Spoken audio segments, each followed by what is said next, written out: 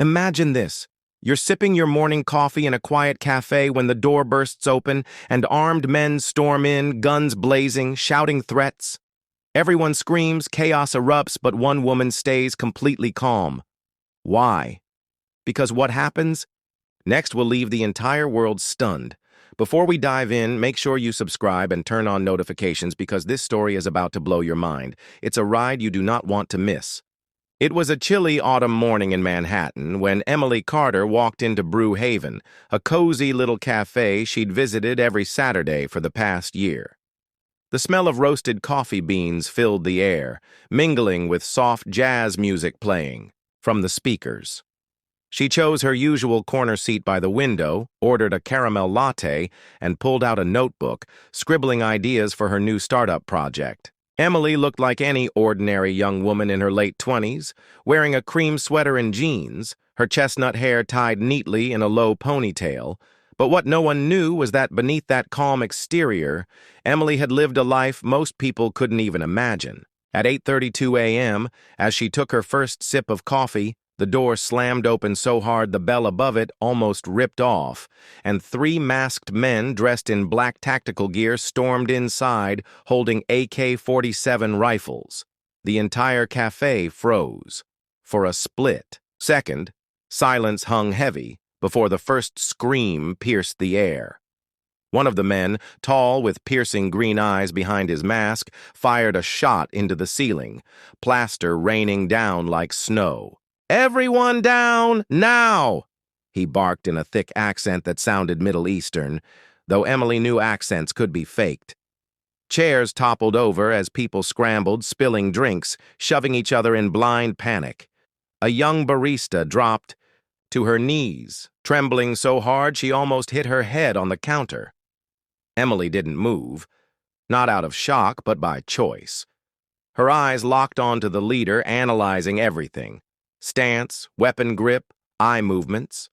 Her pulse slowed instead of spiking, a strange calm washing over her because this wasn't the first time she'd seen men with guns. What the hostages didn't know was that Emily had served 6 years as an Army intelligence officer, including 2 deployments in Afghanistan, where situations like this had been her daily reality. But she had left that life behind, or so she thought. Today, the past had just walked back through that door, armed to the teeth. A game of nerves. As the terrorists corralled everyone into a corner, Emily kept her breathing steady, counting details. 3 men, 2 AK-47s, one carrying a Glock as backup, no visible explosives yet, but their tactical gloves suggested training. "Phones! All phones on the floor!"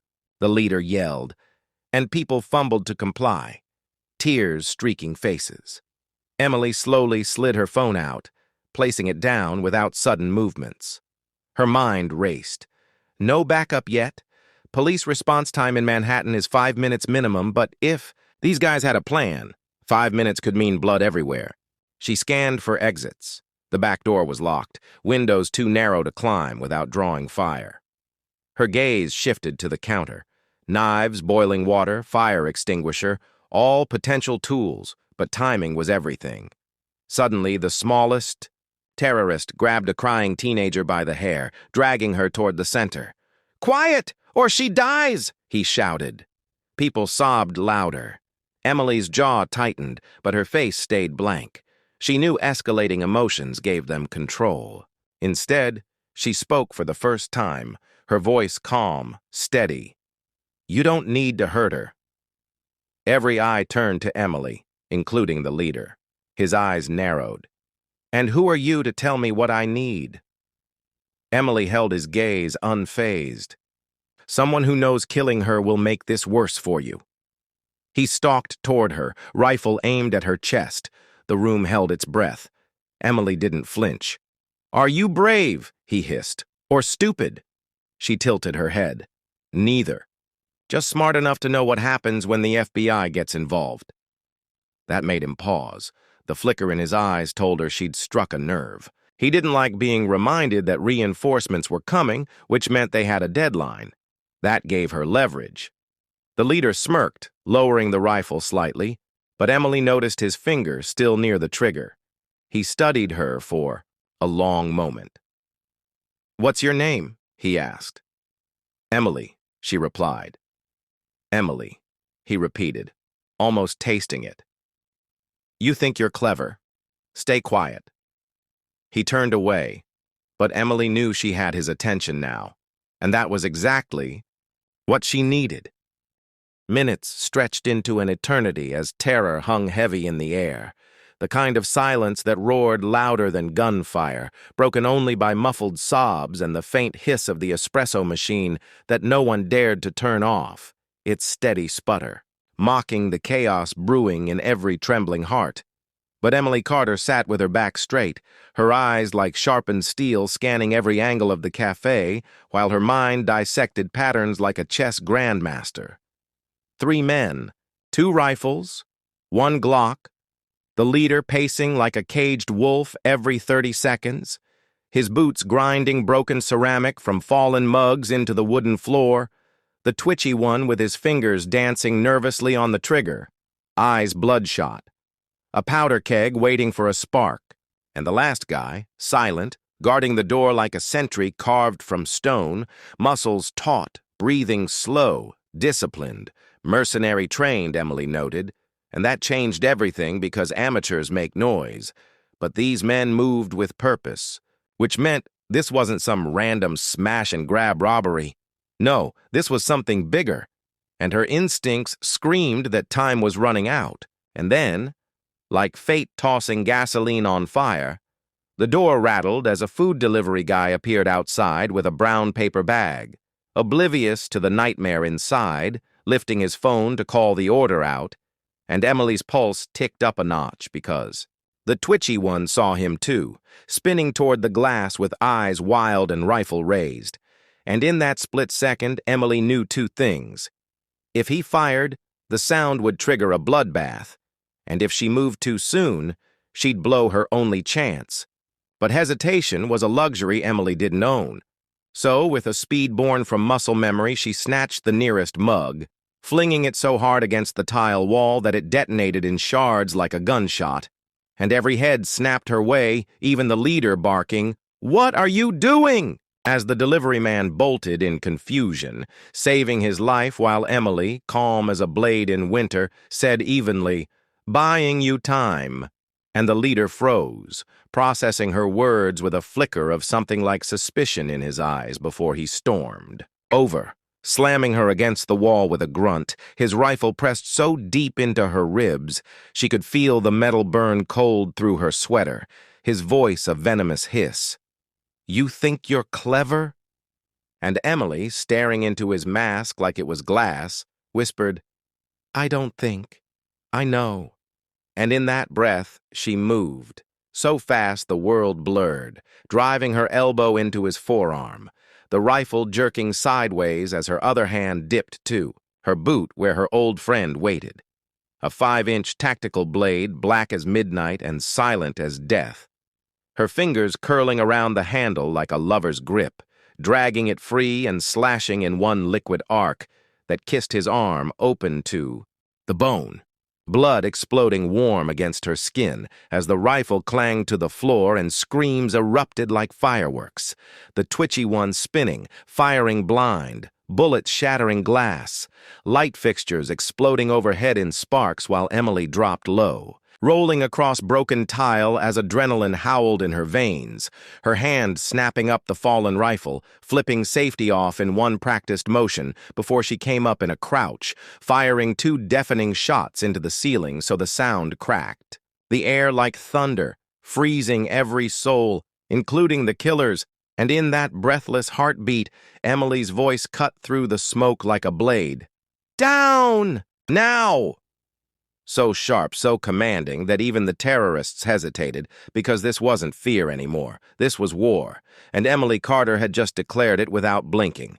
Dot smoke clawed at the ceiling like black ghosts as Emily crouched low. Behind an overturned table, her lungs burning with the acrid stench of gunpowder and spilled coffee, while chaos detonated around her, shouts blending with the shrill wail of sirens outside and the dull thunder of boots pounding pavement. But her focus tunneled to one thing: the blinking light near the counter, a crimson heartbeat pulsing faster now, mocking her with every flicker, and when her eyes locked on the digital timer screaming 125, the world slowed to a crawl because this wasn't over. This was just the prelude, and Emily knew bombs don't forgive mistakes, so she moved, ignoring the shards biting her knees as she dove toward the backpack, ripping it open with a savage yank to reveal a nest of wires writhing like metallic serpents, blue and green, and red veins feeding a black core of death. And in that moment, memory hit her like recoil. The desert heat of Kandahar, the sweat pouring down her spine as she defused her first IED under sniper fire, her sergeant's voice echoing, "Breathe, Carter, think like the wire." 90 seconds now, and behind her, the leader, clutching his bleeding arm, started laughing, a hollow, broken laugh that crawled under her skin as he spat, "Too late, Agent Carter," and Emily's blood iced because that name was a ghost she'd buried years ago, and hearing it now was a knife twisting in her gut. But she didn't flinch, didn't blink. Not as she traced the primary circuit with trembling fingers, steady as steel, cutting 2 leads in a shower of sparks only for the timer to snarl back at her with a ruthless 045, mocking her courage, and then chaos detonated again. The twitchy one, bleeding and wild-eyed, lunged from behind the counter with a knife, shrieking like a demon, and Emily spun, blade meeting blade in a vicious kiss of steel that sent vibrations. Screaming up her arm, his breath rancid as he snarled, "You die here!"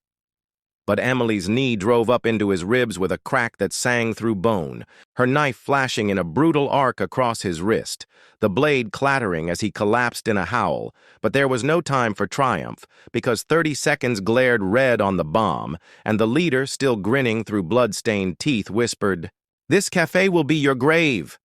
And Emily, heart hammering like a war drum, ignored him, diving back into the nest of death, ripping the timer free only to see a secondary detonator wired to fail-safe, and the old terror crept in.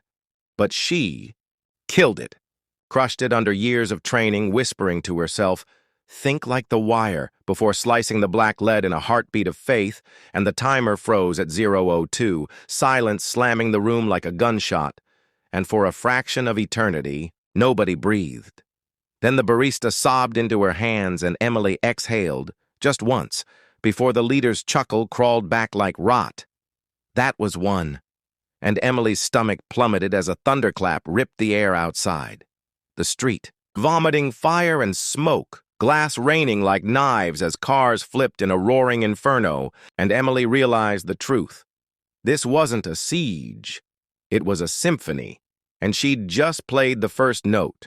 Because when she tore out the cafe's shattered door into a hell of burning metal and screaming sirens, 20 men in black were unloading hell on SWAT, rifles barking fire, bodies diving for cover, and Emily didn't think, didn't breathe, didn't hesitate. She sprinted into the meat grinder with the stolen AK spitting lead like vengeance, bullets ripping the air as she slid behind a burning SUV, her mind cold, her body a machine of death, picking targets, dropping them one by one until the smoke choked the sun and the last gunman gurgled on blood, silence curling like a serpent around the ruins.